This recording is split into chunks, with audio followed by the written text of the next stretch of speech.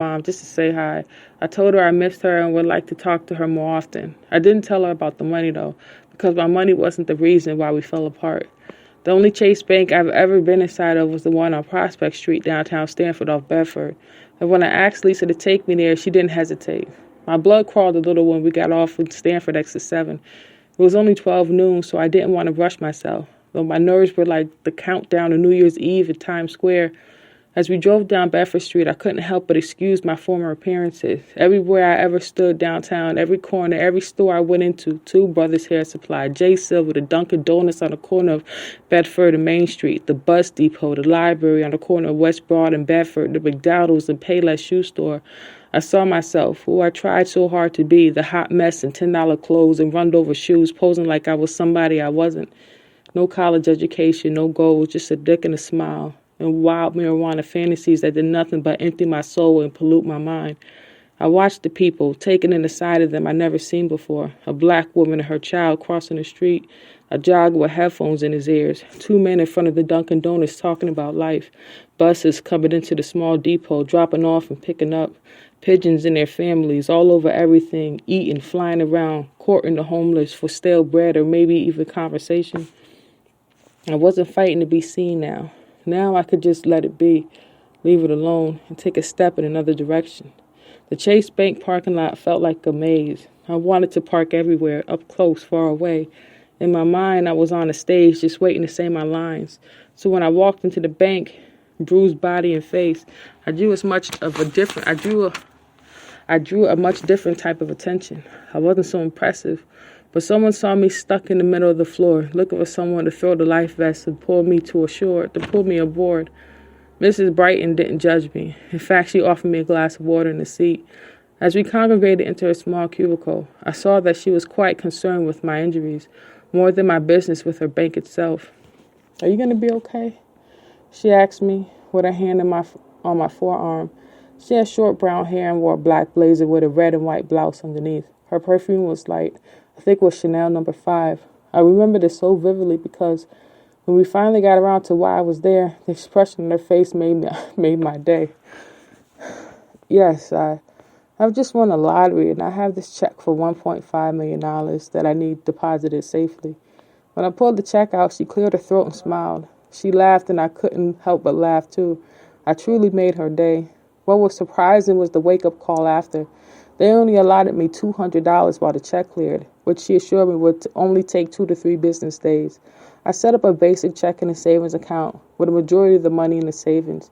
She handed me a thick blue folder filled with all kinds of documents concerning my accounts.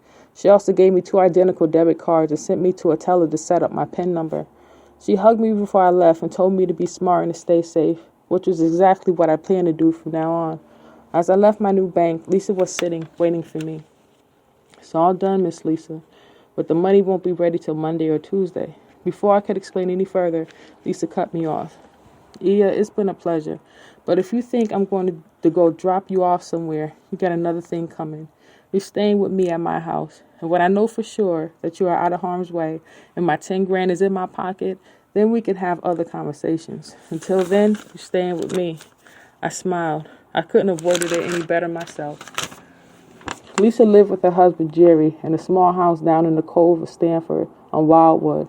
Though I was smiling and celebrating in spirit, my ribs were truly at worse for wear. The nurse at the triage told me to rest and be as still as possible, and I've done anything but that for the past 2 days. When I got out of the cab, I felt the pain like a spear through my side, so much so that I turned and vomited on her front lawn. The pain was twice as bad as it was the night it happened. Lisa helped me into the house. She took me down a flight of stairs to her basement.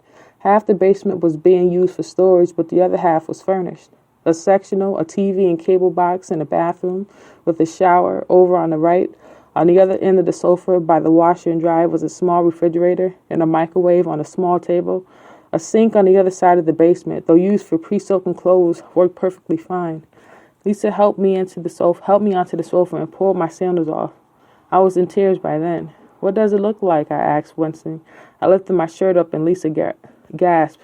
"The top of your ribs by your underarm are dark blue and purple," she explained. I pulled my shirt down and laid back. I was so thankful to not be moving, to just be sitting still. "You can stay here till you're better." My son used to stay down here between binges, but now he's in rehab. She looked sad when she said it. Do you miss him? I asked her. She sat down next to me and put both of her hands, palms down on her lap. For the first time since we first met, the side of her face showed her age, distress like deep wrinkles under her eyes. Every day. But where he is now is where he should be.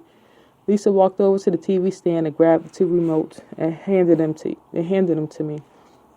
She walked toward the bathroom and opened a large plastic bin and took a pillow and two blankets out of it. She helped me stand. Then she laid one of the blankets down. I'm cut from here. Lisa walked over to the TV stand and grabbed the two remotes and handed them to Ia. She walked toward the bathroom and opened a large plastic bin and took a pillow and two blankets out of it. She helped me stand. Then she laid one of the blankets down over the leather cover, then helped me back down. She placed the pillow behind my head, then reached down and turned a little knob on the bottom end of the couch. The chair became a recliner. She laid the second blanket over me, then sat down next to me again. Jerry's going to think I'm all kinds of crazy bringing a stranger in our house, Lisa exhaled. Tell me about him, I asked. Well, Jerry and I have been married for 35 years. He's a good man, simple but very private. I've never seen him wave to a stranger ever in my life, let alone bring one into the house. We own a chop shop down on East Main Street. Been there for over 25 years. When we first moved to Stanford in the early 80s, we were robbed 4 times. One at gunpoint while we were going to our car from a restaurant. Our apartment was robbed, took everything but the kitchen sink. That was in 92. We had a rough year. Lisa got lost in her thoughts before she came to. Well, honey, let the past be the past. I'm starving. Can you eat? I smiled. I could sure go for some pizza, I answered. Lisa went upstairs and came back with a few menus. We decided on Planet Pizza, my treat for the hospitality. Nearly 4 hours came and gone between Lisa and I as we sat in that basement watching movies, eating pizza and wings, and talking about life. Around 6:30 p.m., Lisa's husband Jerry came home, and I got to meet the man himself. His face was silent yet strong. He was about my height with these grayish-green eyes. He wore a black sailor's cap and dark khaki dockers. He had liver spots on his hands and surprisingly 2 other rings besides his wedding ring. Jerry was pleasant. That I was thankful for. See, I got stuck on the page again. But when he asked Lisa to see him upstairs, I could feel the walls he built around his home come all the way up. Who is she? Jerry asked. He had taken off his hat, hung it on the coat rack by the front door. Honey, she's a sweet girl, down on her luck, and the luckiest girl I know, Lisa answered. She lit a cigarette and opened the kitchen window, blowing the smoke toward the screen. Are you kidding me? What's wrong with her, honey? Where did she come from? Jerry's whisper had slightly escalated. Lisa ran water over the cigarette and threw it in the trash. Honey, listen and please sit. I've had a long day and I think you should hear about it. Jerry sat, but his uneasiness caused his fingers to dwindle. Okay, honey, I'm listening, he answered. It all started around 8 a.m. this morning. You know I was running late after Karen called and asked for the $100 for that summer course. I had just left Stop and Shop and was on my way to the train station. I had barely parked when she came over to the cab. I didn't see her at first, but as she got closer, I could see the bruises on her face. She was creeping slowly like she was hiding, like she didn't want to be noticed. Before she could open her mouth, she starts crying, asking me to speak privately in the cab. I didn't want to turn her away. She could have been in serious danger. Lisa paused to catch her breath, then she finished. So we get in the cab, and she starts telling me about this guy she's dating, Willie or Wally or something like that.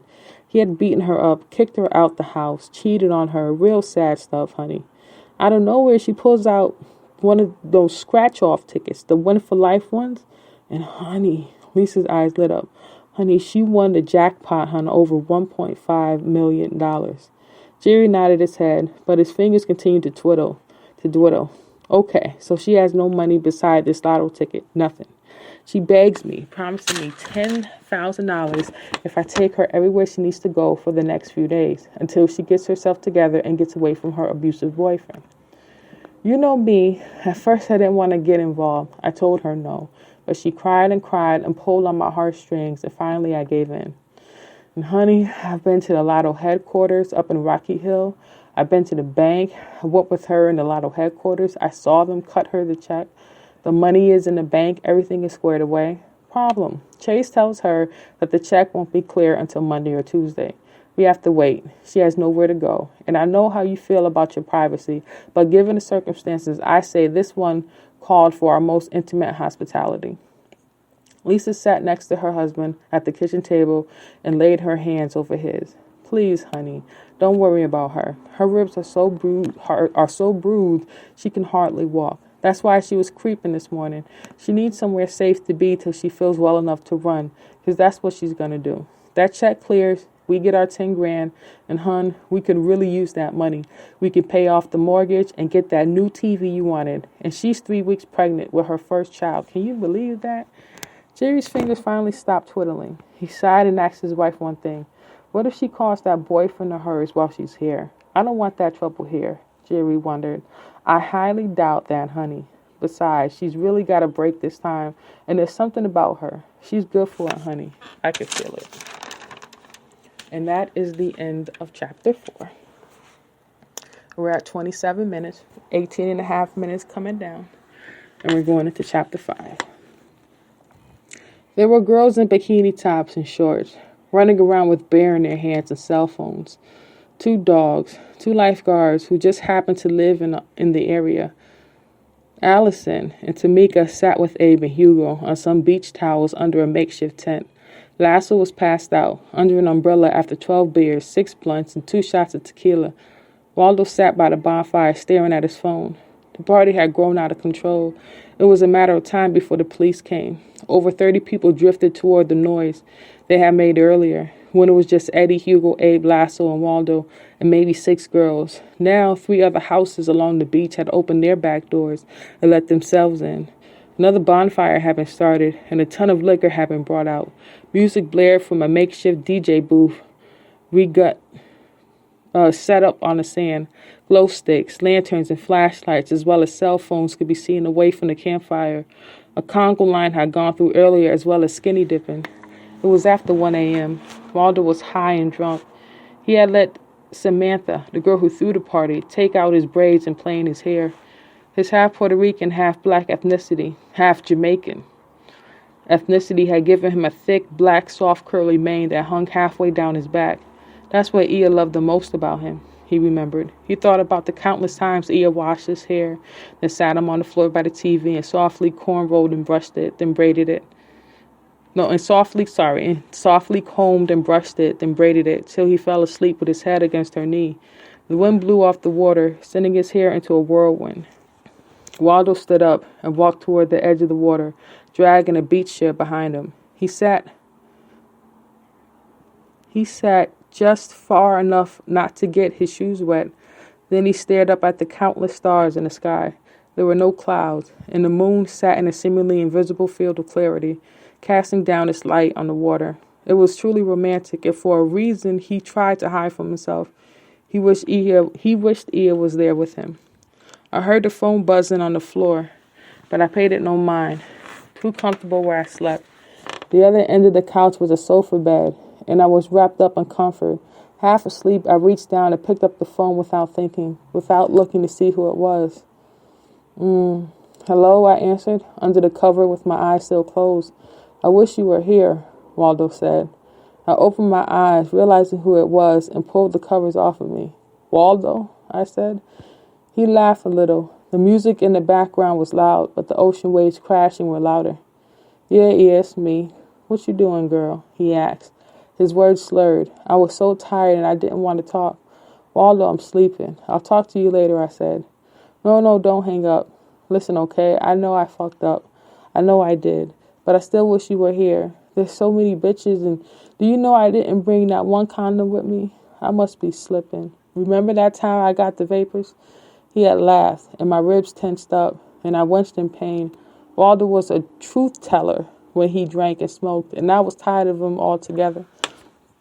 Oh, I answered plainly. I can't believe that, I added sarcastically. He didn't catch me. He didn't catch on. He laughed again and kept talking. Yeah, I'm a crazy motherfucker here, for real. he retorted. I had closed my eyes again, lost in comfort. I didn't want to talk to him.